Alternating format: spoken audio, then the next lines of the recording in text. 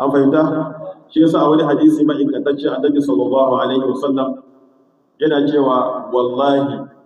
mutum ya zo guri na yana neman alfarma in wuce masa gaba kuma yana buƙatar abu kaza in tashi da raka shi da taka da shi mu je in kai shi gurin da ya samu biyan buƙatarsa da biya yi masa wannan alfarman ya ce wallahi ya fiye min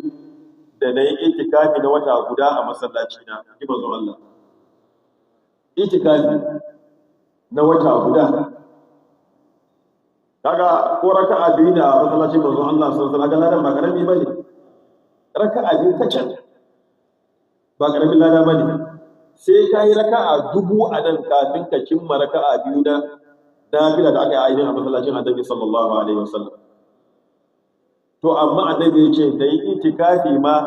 na wata guda dindindin ban fita a masallacin nan nawa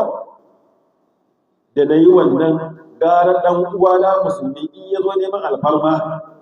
yana buƙatar abu kaza in tashi da raka shi mu je gurin da yake da wannan buƙatun da nema masa alfarman wannan buƙatun a biya masa yace wallahi ya fi min alkhairi fiye da yin itikafi na wata guda a masallaci to kaga ashe da an san alkhairi da ke tattare da ainihin yi ma wani alfarma to ba za a zo nema abun ka hana ba ko ba ka ba za a zo nema abun ka hana ba kowane irin alfarma ne kuma inda za ka iya yin sa